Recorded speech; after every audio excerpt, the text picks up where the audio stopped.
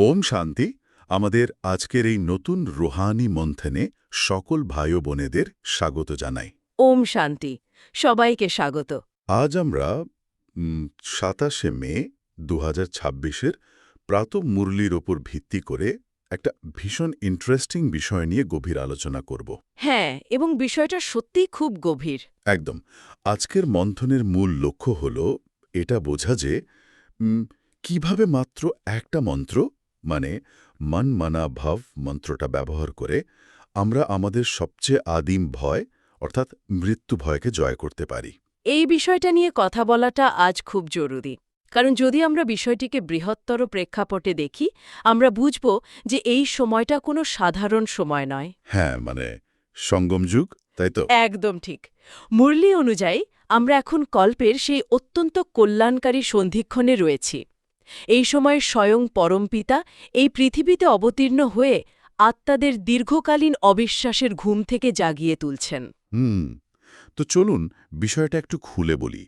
কারণ আমরা যখন ভয়ের কথা বলি তখন আমাদের মাথায় অন্ধকার বা রোগ বা হারানোর ভয় আসে। কিন্তু সব ভয়ের শিকড় তো গিয়ে ওই একটা জায়গাতেই মেশে, তাই না? একদম। মৃত্যু ভয় বা সবকিছু শেষ হয়ে যাওয়ার ভয়। মুরুলিতে তো স্পষ্ট বলা হচ্ছে যে মৃত্যু ভয় হল মূলত নিজের বর্তমান শারীরিক পরিচয় আর জমানো সম্পত্তি হারানোর ভয়। ঠিক। এর পেছনের কারণটা হল দীর্ঘদিনের একটা অভ্যাস। গত ২৫০০ বছর ধরে মানে দাপর যুগ থেকে আত্মারা এই দেহ অভিমানের ফাঁদে আটকে আছে। আচ্ছা, মানে আমরা এই স্থূল শরীরটাকেই নিজের আসল পরিচয় বলে ধরে নিয়েছি। হ্যাঁ, আর ২৫০০ বছর ধরে এই পরিচয়ের সাথে আমরা এতটা গভীরভাবে জড়িয়ে পড়েছি যে যখন কেউ আমাদের অপমান করে বা আর্থিক ক্ষতি হয়, তখন এই শরীরের পরিচয়টাই সবসময় সামনে চলে আসে। হুম। এই ব্যাপারটা বোঝাতে গিয়ে আমার মাথায় একটা দারুণ উপমা আসছে। মানে মুরুলিতে এই ট্রেনের যাত্রীর একটা চমৎকার উপমার কথা বলা হয়েছে। হ্যাঁ, ওই ট্রেনের সিটের উদাহরণটা তো খুব সুন্দর। তাই না? ভাবুন তো, আপনি একটা লম্বা সফরে যাওয়ার জন্য ট্রেনে উঠেছেন, বেশ আরামদায়ক একটা সিট পেয়েছেন জানালার পাশে। জানালার পাশে সিট তো সবারই প্রিয়। একদম। কিন্তু হঠাৎ ট্রেনটা একটু জোরে ব্রেক কষল আর আপনার সিটে একটু জল পড়ে গেল। আচ্ছা। কিংবা ধরুন আপনার সিটের কভারটা কোনো কারণে একটু ছিঁড়ে গেল। আপনি কি তখন হাউমাউ করে কান্নাকাটি শুরু করবেন? না, তা তো কেউ করে না। ঠিক। আপনি কি ভাববেন যে আপনার জীবনটা ওখানেই শেষ হয়ে গেল? একদমই না। কারণ আপনার অবচেতন মন জানে যে ট্রেনটি কেবল আপনার গন্তব্যে যাওয়ার একটা বাহন মাত্র। আর ওই সিটটা তো আপনার আসল পরিচয় নয়। একদম তাই। কিন্তু বাস্তব জীবনে আমরা ঠিক এই বোকামিটাই করছি। আমরা একটা সাময়িক সিটকে এই শরীরটাকে আমাদের চিরস্থায়ী অস্তিত্ব বলে ধরে নিচ্ছি। ঠিক বলেছেন। শরীর হলো সেই সিট, আর আত্মা হলো সেই যাত্রী, যার আসল গন্তব্য হলো পরমধাম। কিন্তু একটা জায়গায় আমার একটু খটকা লাগছে। মানে মৃত্যু ভয় তো মানুষের স্নায়ুর ভেতরে গাঁথা একটা জৈবিক প্রবৃত্তি। এটা তো বায়োলজিক্যালি হার্ডওয়্যার। হ্যাঁ, সাধারণ দৃষ্টিতে দেখে তেমনই মনে হয়। তাহলে কেবল মনমনা ভাব ও চর্চা করে এই ভয়কে জয় করা কিভাবে সম্ভব? এর মেকানিজমটা আসলে কি? মেকানিজমটা হলো চেতনার স্থানান্তর। মানমানা ভাব কথার অর্থ হল নিজের মনকে এক পরম পিতার দিকে নিবদ্ধ করা। ফোকাস শিফট করা আর কি। একদম। ফোকাস স্থূল শরীর থেকে সরে গিয়ে ভ্রুকুটির মাঝে থাকা সেই অবিনাশী তারার মতো সূক্ষ্ম বিন্দু। অর্থাৎ আত্মার দিকে চলে যায়। হ্যাঁ, নিজেকে যখন কেউ আত্মা অভিমানী রুহানি যাত্রী হিসেবে চিনতে পারে, তখন মৃত্যুভয় এমনিতেই মিলিয়ে যায়।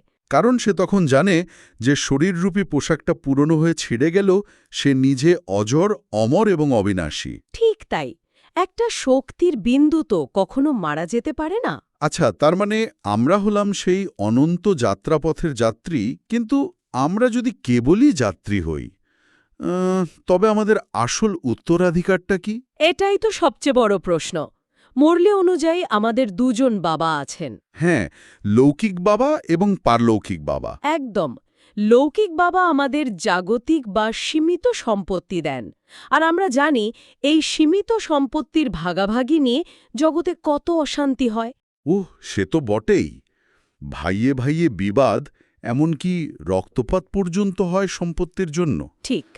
অন্যদিকে পারলৌকিক বাবা মানে পরমপিতা শিব বাবা, তিনি আমাদের ২১ জন্মের জন্য অসীম জগতের উত্তরাধিকার দেন। মানে স্বর্গের রাজত্ব। হ্যাঁ, সম্পূর্ণ দুঃখমুক্ত স্বর্গের রাজত্ব। আমি ঠিক এখানে একটা প্রশ্ন তুলতে চাই। হুম, মানে একটা কথা আমি কিছুতেই বুঝতে পারছি না। বলুন। একজন মানুষ যখন এই জ্ঞান পাচ্ছে যে সে ২১ জন্মের জন্য অসীম উত্তরাধিকার পেতে পারে, হুম, যেখানে কোনো দুঃখ থাকবে না, তখন সে কেন এই সীমিত জাগতিক সম্পত্তির পেছনে পাগলের মতো ছুটে বেড়ায়? এটা তো কোনো যুক্তিতেই টেকে না। এর কারণ হল মানুষের মনস্তত্ত্ব। হুম। জাগতিক সম্পত্তি মানুষকে একটা তাৎক্ষণিক নিরাপত্তার অনুভূতি দেয়। মানে যেটা চোখে দেখা যায় আর কি। একদম। একটা ব্যাংক ব্যালেন্স বা জমির দলিল আমরা সাধারণ চোখ দিয়ে দেখতে পারি, হাত দিয়ে ছুঁতে পারি। হুম। মানুষের মন যা দেখতে পায় তাকেই সত্য বলে ধরে নেয়। কিন্তু পারলৌকিক বাবা তো নিরাকার। হ্যাঁ, আর তার দেওয়া উত্তরাধিকার দেখতে গেলে দিব্য বুদ্ধির তৃতীয় নেত্র প্রয়োজন। এই স্থূল চোখ দিয়ে সেই অসীম উত্তরাধিকার দেখা যায় না বলেই মানুষ সাময়িক জিনিসের মায়ায় আটকে পড়ে। বুঝতে পারলাম। আর এখানে আকর্ষণীয় বিষয়টা হল ভারতের সত্যিকারের ইতিহাস এবং ভূগোল, যা মানুষ পুরোপুরি ভুলে গেছে। হ্যাঁ, ভারতের সেই হারিয়ে যাওয়া সোনালী ইতিহাসের কথা আজকের মুরলিতে খুব জোর দিয়ে বলা হয়েছে। আজ থেকে ঠিক ৫,০০০ বছর আগে এই ভারতই ছিল সুখধাম বা স্বর্গ। যেখানে আদি সনাতন দেবী দেবতা ধর্মের রাজত্ব ছিল, তাই তো? একদম। সূর্যবংশী ও চন্দ্রবংশী দেবদেবীদের রাজত্ব। সেখানে কোনো রোগ শোক ছিল না, মানুষ সম্পূর্ণ সুস্থ এবং ধনী ছিল। কিন্তু আশ্চর্যের বিষয় হল আমাদের আজকের ইতিহাসের বইগুলোতে এর কোনো উল্লেখ মাত্র নেই। হ্যাঁ, কারণ ইতিহাস লেখার মূল ভিত্তিটাই হল সংঘাত। আচ্ছা। ইতিহাস লেখা শুরুই হয় মূলত দাপর যুগ থেকে, যখন থেকে পৃথিবীতে দ্বন্দ্ব আর দুঃখের শুরু। ওহ, বুঝতে পারছি। সত্যযুগ বা ত্রেতা যুগে তো কোনো যুদ্ধ ছিল না, কোনো সীমানা নিয়ে লড়াইও ছিল না। একদম। যেখানে পরম শান্তি থাকে সেখানে তো খবরের কাগজে লেখার মতো বা ইতিহাস বইয়ে তুলে রাখার মতো কোনো ঘটনাই ঘটে না। এটা সত্যি একটা দুর্দান্ত দৃষ্টিভঙ্গি। সংঘাত নেই মানে ইতিহাসও নেই। সুখের সময়টা খুব তাড়াতাড়ি কেটে যায় আর তার কোনো রেকর্ডও কেউ রাখে না। ঠিক তাই। কিন্তু তাহলে এই পতনের শুরুটা হলো কিভাবে? সত্যযুগে যদি আমরা সম্পূর্ণ পবিত্র ছিলাম, মানে যাকে মুরলিতে ১৬ কলা সম্পূর্ণ খাঁটি সোনা বলা হয়েছে, হ্যাঁ, তবে আজ মানবজাতির এই কলিযুগে এসে এমন শোচনীয় অবস্থা কেন হলো? এটাকে একটা মেটালার্জির বা ধাতুবিদ্যার উদাহরণ দিয়ে খুব সহজে বোঝা যায়। আচ্ছা, বলুন তো শুনি। যখন আত্মারা দাপর যুগে প্রবেশ করল, তখন থেকেই ৫টি বেকার আত্মার মধ্যে প্রবেশ করতে শুরু করল। মানে ওই কাম, ক্রোধ, লোভ, মোহ আর অহংকার, তাই তো? একদম। খাঁটি সোনার মধ্যে যেমন খাদ বা অ্যালয় মেশানো হয়, হ্যাঁ, ঠিক সেভাবেই আত্মাতে খাদ মিশতে শুরু করল। হ্যাঁ, এই খাদগুলোর মিশতে মিশতে আত্মা তার আসল চমক আর শক্তি হারাতে শুরু করল। সোনা প্রথমে তামা হল, আর আজ কলিযুগে এসে সেই আত্মা সম্পূর্ণ লোহায় পরিণত হয়েছে। একদম, অর্থাৎ সম্পূর্ণ তমপ্রধান হয়ে গেছে। আত্মার নিজস্ব কোনো শক্তি আর অবশিষ্ট নেই। এই খাদ দূর করার উপায় খুঁজতে গিয়েই তো মানুষ ভক্তিমার্গের আশ্রয় নেয়। হ্যাঁ, তা তো নেয়। কিন্তু এখানে আমার মাথায় আধুনিক যুগের একটা উপমা আসছে। এই যে মানুষ শরীর অভিমানী অবস্থায় কেবল ভক্তি, যজ্ঞ বা তীর্থ করে চলেছে, এটা তো ঠিক যেন একটা চার্জ শেষ হয়ে যাওয়া মোবাইলকে চার্জ দেওয়ার আর জন্য। একটা চার্জহীন মোবাইলের সাথে জুড়ে দেওয়া। হ্যাঁ, একদম তাই। দুটোই তো ডিসচার্জড। হুম। যখন একটা 0% চার্জ থাকা মোবাইলকে আরেকটা 0% চার্জ থাকা মোবাইলের সাথে কেবল দিয়ে জুড়ে রাখা হয়, তখন সারা দিন পার হয়ে গেলেও কোনো লাভ হবে না। ঠিক। এতে হয়তো কিছুক্ষণ মনে একটা ভালো লাগা কাজ করতে পারে, তীর্থে গিয়ে সাময়িক শান্তি মিলতে পারে। কিন্তু আত্মার ভেতরে জন্মে জন্মান্তর ধরে জমে থাকা সেই পাপের খাদ তো এতে একটুও গলে না, ব্যাটারি চার্জ হয় না। একদমই না। আপনি একদম সঠিক মেকানিজমটা ধরেছেন। আত্মার আসল রূপ যে একটা সূক্ষ্ম বিন্দু আর সর্বশক্তিমান শিব বাবার নিরাকার রূপ, এই সত্যটা না জানার কারণেই এই অন্তহীন ভক্তি চলতে থাকে। মানে সঠিক পাওয়ার কানেকশন নেই। ঠিক, একমাত্র সঙ্গম যুগে স্বয়ং জ্ঞানের সাগর যখন আধ্যাত্মিক জ্ঞান দেন, তখন সেই সঠিক যোগ অগ্নির মাধ্যমেই আত্মার সব খাদ ভস্ম হয়ে আবার শতপ্রধান হওয়া সম্ভব, তাই তো? হ্যাঁ, পাওয়ার হাউসের সাথে সরাসরি তার জুড়তে হবে। কিন্তু এই পাওয়ার হাউসের সাথে তার জোড়ার ক্ষেত্রে একটা মস্ত বড় ভ্রান্তি আছে। ঈশ্বর সর্বব্যাপী, এই ধারণাটা তো আমাদের সমাজের রন্ধ্রে রন্ধ্রে ঢুকে আছে। হ্যাঁ, আর আজকের মুরলিতে মাতেশ্বরে বা মম্মার অমূল্য বাক্যের মাধ্যমে এটাকে খুব শক্তভাবে খণ্ডন করা হয়েছে। এখানেই বিষয়টা সবচেয়ে আকর্ষণীয় হয়ে ওঠে, কারণ হাজার হাজার বছর ধরে তো বলা হচ্ছে ঈশ্বর কোণা কোণায় আছেন। এটা বললে ঈশ্বরের অপমান কিভাবে হতে পারে? এই প্রশ্নের উত্তরটা একটা খুব সহজ প্রকৃতির নিয়ম দিয়ে বোঝা যায়। ধরা যাক সূর্যের কথা। আচ্ছা। সূর্যের আলো আকাশের সব জায়গায় পৌঁছায়, তার উত্তাপ সারা পৃথিবীতে ছড়িয়ে পড়ে। হ্যাঁ, তা তো বটেই। কিন্তু তার মানে এই নয় যে সূর্য নিজে শারীরিকভাবে কোনো অন্ধকার গুহার ভেতরে বা একটা পাথরের ভেতরে বসে আছে। ও দারুণ পয়েন্ট। ঈশ্বরের প্রেম, তার শক্তি সব জায়গায় পৌঁছাতে পারে, কিন্তু ঈশ্বর নিজে যদি সত্যি সব জায়গায়, এমনকি একজন চোর বা অপরাধীর মধ্যেও থাকতেন। তাহলে পৃথিবীতে এত দুঃখ, এত অবিচার কেন থাকত? ঠিক, যেখানে স্বয়ং ভগবান আছেন সেখানে তো অন্ধকার বা দুঃখ থাকতে পারে না। সত্যিই তো। ভগবান যদি আমার ভেতরেই থাকেন, তবে আমি কেন দুঃখে কাঁদব? আসলে বর্তমানে ঈশ্বর সর্বব্যাপী নন, বরং মায়াই সর্বব্যাপী। বিকারগুলো সর্বব্যাপী হয়ে আছে। একদম। ঈশ্বরকে আমরা ডাকি তো এই মায়ার কাদা জল থেকে আমাদের টেনে তোলার জন্য।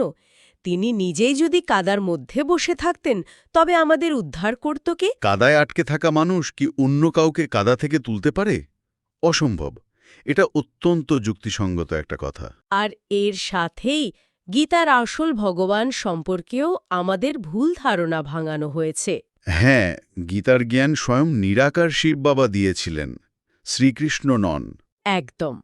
ঈশ্বরীয় জ্ঞান দেওয়ার জন্য নিরাকার বাবার একটা স্থূল মাধ্যম বা মুখের প্রয়োজন হয়, আর সেটাই হলেন প্রজাপিতা ব্রহ্মা। তাহলে জ্ঞান তো পাওয়া গেল, আসল পরিচয় জানলাম, আমরা বুঝলাম ভগবান সব জায়গায় নেই। কিন্তু কি? প্রতিদিনের এই যে ব্যস্ত জীবন, সকাল থেকে রাত পর্যন্ত কাজ, সংসার, ট্রাফিক জ্যাম, এর মাঝে এই মামে কম স্মরণ করো চর্চা কিভাবে সম্ভব? এটা সম্ভব, এবং এটা প্র্যাকটিক্যালি করতে হবে। আধ্যাত্মিকতা মানে তো আর জঙ্গলে গিয়ে বসে থাকা নয়। তা তো বটেই। মুরলিতে আমাদের মাস্টার মর্যাদা পুরুষোত্তম হওয়ার কথা বলা হয়েছে। এটাকে একটা খুব সুন্দর উদাহরণ দিয়ে বোঝা যাক। বলুন। আপনি কি কখনো দড়ির ওপর হাঁটা কোনো খেলোয়াড় বা টাইটরোপ ওয়াকার দেখেছেন? হ্যাঁ, দেখেছি তো। তারা একটা অত্যন্ত সরু দড়ির উপর দিয়ে হেঁটে যায়, হাতে একটা লাঠি থাকে ব্যালেন্স করার জন্য। এবার ভাবুন, ওই খেলোয়াড় যখন মাঝপথে আছে, তখন সে যদি হঠাৎ নিচের দিকে তাকায় বা আশপাশের মানুষজন কি করছে সেদিকে নজর দেয়, ঠিক, তাহলে কি হবে? ব্যালেন্স হারিয়ে সোজা নিচে পড়ে যাবে। তার তো আশপাশে তাকানোর উপায় নেই। আমাদের রুহানি যাত্রাও ঠিক ওই দড়ির ওপর হাঁটার মতো। আমরা যদি অন্য মানুষের দুর্বলতা বা তাদের জাগতিক সাফল্যের দিকে তাকাতে শুরু করি, মানে অন্যের উপার্জনে নজর দেওয়া আর কি। হ্যাঁ, তবে আমাদের আধ্যাত্মিক ব্যালেন্স সাথে সাথে নষ্ট হয়ে যাবে। আমাদের নজর স্থির রাখতে হবে কেবল নিজেদের লক্ষ্যের দিকে। মানে বাপদাদার বিশ্ব পরিবর্তনের কর্তব্যে সহযোগী হওয়া। একদম। যখন আমরা এক বাবার প্রতি ফোকাস রাখি, তখনই আমরা মাস্টার মর্যাদা পুরুষোত্তম হতে পারি। মানে নিজের ফোকাসটা একদম লক করে ফেলতে হবে। আর এই ফোকাস ধরে রাখার জন্য আজকের মুরলি স্লোগানটা অসাধারণ। হ্যাঁ, স্লোগানটিতে বলা হয়েছে, নলেজফুল হয়ে ব্যর্থ প্রশ্নকে জ্ঞানের আগুনে ভস্ম করে দিতে। এই যে ব্যর্থ প্রশ্ন, কেন এমন হলো, কিভাবে হলো, এগুলো তো প্রচুর মানসিক এনার্জি নষ্ট করে। এগুলো হলো মনের ভেতরে লিকেজ। কারণ যে ড্রামার পুরো স্ক্রিপ্ট জানে, সে কখনো অভিনেতাদের অভিনয় নিয়ে প্রশ্ন তোলে না, তাই না? একদম, যে স্ক্রিপ্ট জানে সে অকারণে রিয়্যাক্ট করা থেকে বেঁচে যায়। আর এখানেই অব্যক্ত ইশারার বিষয়টা খুব গুরুত্বপূর্ণ। আচ্ছা, সেটা কিরকম? মুরলীতে বলা হয়েছে, যখনই জীবনে কোনো ফালতু চিন্তা বা হালচলের পরিস্থিতি আসবে, তখন সেই চিন্তার সাথে বসে লড়াই করবেন না। কিন্তু আমাদের তো ছোটবেলা থেকে শেখানো হয় মনের খারাপ চিন্তার সাথে ফাইট করতে। ওটাই তো ভুল। কাদার সাথে কুস্তি করলে তো নিজের গায়ে কাদা লাগে। লড়াই না করে মানসিকভাবে সেই চিন্তাটাকে শিব বাবাকে সমর্পণ করে দিন। বলুন, বাবা, এই বোঝা আমার নয়, তোমার। একদম, এতেই যে কোনো ঝড়ের মাঝেও পাহাড়ের মতো অচল অডল থাকা যায়। কি দুর্দান্ত একটা আলোচনা হলো আজ। মানে পুরো চিত্রটা যেন চোখের সামনে পরিষ্কার হয়ে গেল। হ্যাঁ, অনেকগুলো দিক আমরা কভার করলাম। আমরা বুঝলাম যে আমরা এই শরীর নই, আমরা হচ্ছি ট্রেনের সেই যাত্রীর মতো। আর ভারতের সত্যিকারের সোনালী ইতিহাসের কথা জানলাম। আর ঈশ্বর সর্বব্যাপী হওয়ার ভ্রান্তি ভেঙে সঠিক পাওয়ার হাউসের সাথে যোগ লাগানোর বিজ্ঞানটাও বুঝলাম। একদম। এবং দড়ির ওপর হাঁটা মানুষের মতো ফোকাস রেখে ভারসাম্য বজায় রাখা শিখলাম। এবং এই সব কিছুর মূলে রয়েছে মনমনা ভাব। ঠিক। তো এই গভীর আলোচনার শেষে শ্রোতাদের জন্য একটা গভীর প্রশ্ন দিয়ে আজকের পর্ব শেষ করতে চাই। অবশ্যই।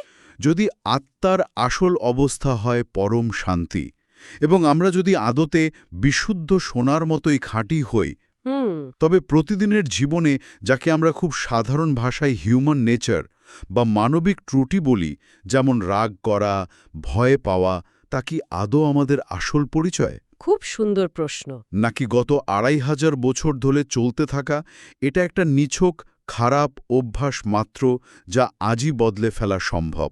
এই চিন্তার খোরাকটা আপনাদের জন্য রেখে আজ আমরা এখানেই বিদায় নিচ্ছি। অনেক ধন্যবাদ আমাদের সাথে থাকার জন্য।